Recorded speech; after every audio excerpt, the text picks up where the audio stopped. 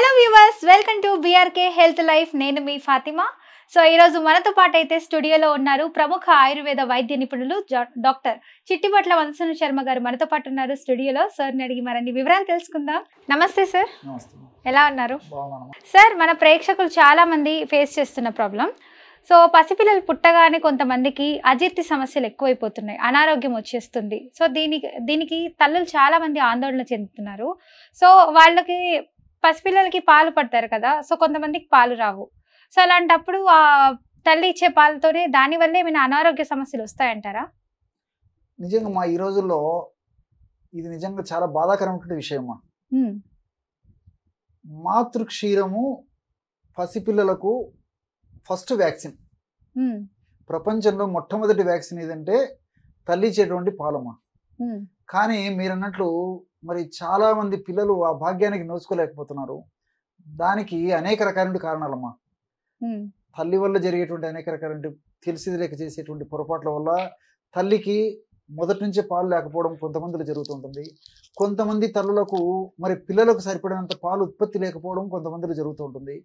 ఇలా వివిధ రకాల కారణాల రీత్యా మరి ఆ తల్లులు కూడా వాళ్ళ యొక్క స్తన్యాన్ని పిల్లలకి ఇవ్వలేకపోవడం చేత మరి ఈ పోత పాలు, డబ్బా పాలు ఇలాంటివి కూడా అలవాటు చేయాల్సిన పరిస్థితి ఏర్పడుతుందమ్మా.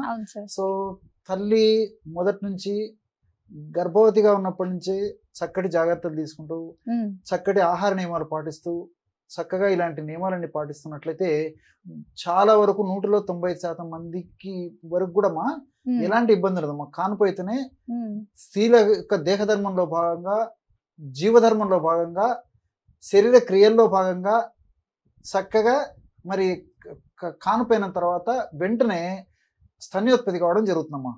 అంటే క్షీరం తల్లికి పాలు ఉత్పత్తి కావడం జరుగుతూ ఉంటుంది. కానీ మరి తల్లులు సరిగా నియమాలు పాటించకపోవడం చేతనే నేను చెప్పినటువంటి పద్ధతిలో మరి తల్లిపాలు కొద్దిగా వచ్చేటువంటి పరిస్థితి ఏర్పడుతూ కొంతమందికి అసలు పాలు కూడా ఉత్పత్తి కాకపోయేటువంటి పరిస్థితి ఏర్పడుతుందమ్మా. ఏది ఏమైనప్పటికీ సరే తల్లులు సంబంధించినటువంటి విషయం మనం కొద్దిసేపు అలా ఉంచుతామా. మరి పిల్లలకు సంబంధించి నోరు లేని పిల్లలేమా. ఒక్క తల్లే పిల్లల యొక్క మనస్తత్వాన్ని గమనించేటువంటి శక్తి భగవంతుడు తల్లికే ప్రసాదించుంటాడు. అది ఎవరికి చేత కాదమ్మా. పిల్లల మనస్తత్వాన్ని కనుక్కోవాలంటే తల్లే ఏమ్మా. ఆ పొత్తిళ్ళ దగ్గర తల్లి కొంతవరకు గెస్ చేయగలదు. పిల్లలకు నోరు లేదు, వ్యక్తపరిచేటువంటి విధానం తెలియదు, కేవలం ఏడుపు. వాళ్ళకి కడుపు నొస్తుందో లేదు తెలియదు, కాళ్ళ నొప్పులా తెలియదు, కడుపులో అసౌకర్యంగా ఉందో తెలియదు, కడుపు ఉబ్బరంగా ఉందో తెలియదు, జ్వరం ఉందో కూడా తెలియదు, ఎగ్జాక్ట్లీ అమ్మా, ఒళ్ళు నొప్పులు ఉన్నాయో తెలియదు, చెవులలో ఏదైనా బాధ ఉందో తెలియదు, ఏదుందో మనకు తెలియదమ్మా. సో ఎక్కువ శాతం మందిలో చిన్నపిల్లల్లో, నవజాత శిశువుల్లో, ముఖ్యంగా 3 నెలలు, 4 నెలలు, 5 నెలలు, ఇంచుమించు 6 నెలలు వచ్చేంత వరకు కూడా ఎక్కువ శాతం మంది పిల్లల్లో ఇతర అనారోగ్యాలు చాలా వరకు ఉండవు, కానీ ఎక్కువ శాతం మందిలో అజీర్ణానికి సంబంధించిన సమస్యలు కలుగుతుంటాయమ్మా. కాబట్టి మరి ఈ అజీర్ణానికి సంబంధించిన సమస్యలు అంటే ఇంతకుముందు చెప్పినట్లు ముఖ్యంగా ఈ పోతపాలు తాపేటువంటి పిల్లల్లో, అదేవిధంగా డబ్బా పాలు తాపేటువంటి పిల్లల్లో ఏమో ఇటువంటి పిల్లల్లోనే ఈ యొక్క సమస్య కలుగుతుంటుందమ్మా. అంటే నేను చెప్పినట్లు కడుపు నొప్పి రావచ్చు, కడుపు ఉబ్బరంగా ఉండడం ఉండొచ్చు, తర్వాత కడుపు మెలిపెట్టినట్టు ఉండేటువంటి పరిస్థితి ఏర్పడుతుండొచ్చు, మోషన్ రాక పిల్లలకు ఆ ముక్కే శక్తి కూడా ఉండదమ్మా. సో కొంతమంది పిల్లలు బలవంతంగా ముక్కేసరికి గట్టిగా మోషన్ వస్తుంది, దాంతో కడుపులో కండరాలు పట్టేస్తాయి, దాంతో నొప్పితో బాధపడుతుంటారు.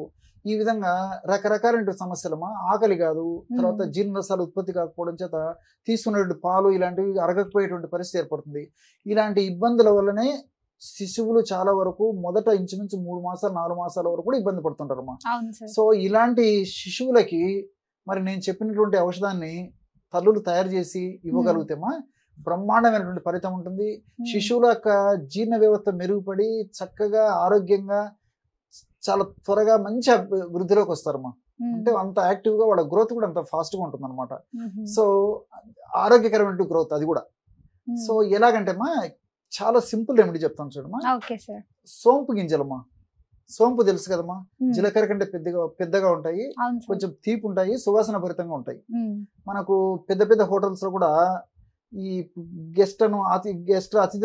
అతిథులకు ఆతిథ్యం ఇచ్చేటువంటి వాటిలో భాగంగా వాళ్ళు గౌరవించేటువంటి భాగంలో అప్పుడు కూడా సోంపు పెట్టేస్తుంటారు అమ్మా. సో గౌరవించే భారతీయ సంస్కృతి భాగంలో అదొక భాగం అయిపోయింది అనమాట. సో ఆ సోంపు గింజలు మనం మార్కెట్ లో దొరుకుతాయి. వాటిని కాస్త వేయించేసేసి పౌడర్ చేసి పెట్టుకొని ఒక స్పూన్, ఒక చిన్న టీ స్పూన్ సోంపు గింజల పొడమ్మా. అదే విధంగా పుదీనా ఆకు, మనకు పుదీనా ఆకు సంవత్సరం అంతా మనకు మార్కెట్ లో దొరుకుతుంది, తెలుసు కదమ్మా. సో పుదీనాకును బాగా కడిగేసేసి ఎండబెట్టేసేసి మిక్సీలో వేసేసి మెత్తటి పొడి అయిపోతుందమ్మా. జల్లి పెట్టేసేసి పుదీనాకు పొడి ఒక 5 గ్రాములు, కేవలము సోంపు గింజల పొడి, పుదీనాకు పొడి, చాలా సింపుల్ అమ్మా.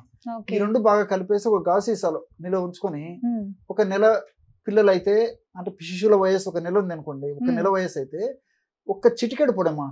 అంటే చిటికెడు అంటే పించ్ అనమాట. ఈ 2 వేళ్ళ పట్టుకుంటే ఎంత వస్తుందో పౌడర్ అంత వస్తుంది. అంత పొడి తీసుకొని ఒక చిన్న ప్లేట్ లో గానీ, తమలపాకులు గానీ, ఏదో చిన్న ఆకులు గానీ వేసేసుకున్నామా. అందులో కాస్త తేనె గానీ, లేకపోతే ఏదన్నా తల్లిపాలు గానీ, లేకపోతే ఈ మామూలుగా పాలు గానీ, ఏ పాలైనా పర్లేదమ్మా, రంగరించేసేసి చిన్న పిల్లలకు నాకించాలి. ఈ విధంగా ఉదయం ఒకసారి, రాత్రి ఒకసారి. సో ఈ విధంగా చేయడం వల్ల దాదాపు ఎలాంటి జీర్ణాశయానికి సంబంధించిన సమస్యలు అవమ్మా. మేము ఎంతో మందికి చూసామా. తల్లులోకి నేను చెప్పేటువంటి ఫస్ట్ మొట్టమొదటి ఈ యొక్క ఔషధం ఏంటంటే ఇదేమ్మా. చిన్నపిల్లలు ఆరోగ్యవంతంగా పెరగాలంటే ఏమ్మా ఈ యొక్క ఔషధాన్ని వాడుకోవడం వల్ల చాలా ఆరోగ్యవంతమైనటువంటి జీవనం వాళ్ళకు జరుగుతుంది. అదే విధంగా చిన్నపిల్లల యొక్క గ్రోత్ కూడా, ఆరోగ్యకరమైన గ్రోత్ కూడా బాగా పెరుగుతుంది. జీర్ణాశయంలో జీర్ణ రసాలు బాగా ఉత్పత్తి అవుతాయి కాబట్టి బాగా ఆకలి అవుతుంది. తీసుకున్నటువంటి ఆ మిల్క్ కూడా బాగా జీర్ణమైనటువంటి పరిస్థితి ఏర్పడుతుంది. చక్కటి నిద్రకు కూడా ఈ యొక్క ఔషధాలు ఉపయోగపడతాయి. దీనివల్ల మా తల్లులు కూడా పరోక్షంగా ఉపయోగపడుతుందమ్మా. ఎందుకంటే ముఖ్యంగా చిన్నపిల్లలకు ఈ సమస్యలు ఎక్కువ శాతం మందిలో రాత్రిపూట ఎక్కువ వస్తుంటాయి. అవును సార్, ఇవి రాత్రి టైంలో చాలా మంది పేరెంట్స్ చేస్తున్నారు. అవును కాదమ్మా, పాపం వాళ్ళు పొద్దు నుంచి కష్టపడి ఉంటారు. రాత్రిపూట కూడా కొంచెం కంటిన్యూ నిద్ర వచ్చేసరికి మరి పిల్లలతో ఈ యొక్క సమస్య వల్ల పిల్లల వల్ల మళ్ళీ మెలకు వస్తుంది. ఆ తల్లులు పిల్లల్ని సంరక్షించుకోవడము, పిల్లలకు వాళ్ళు ఉపచర్య చేయడంతోనే తెల్లవారిపోతుంది. సో తల్లుల ఆరోగ్యం కూడా ఇబ్బంది పడుతుంది. సో పరోక్షంగా ఈ పద్ధతిలో ఔషధం తయారు చేసి పిల్లలకు వాడుకోవడం వల్ల తల్లులకు కూడా మంచిదమ్మా. అవును సార్, వీళ్ళు ఏడవరు కాబట్టి పిల్లలు, సో తల్లులు కూడా ప్రశాంతంగా అంతే కదమ్మా.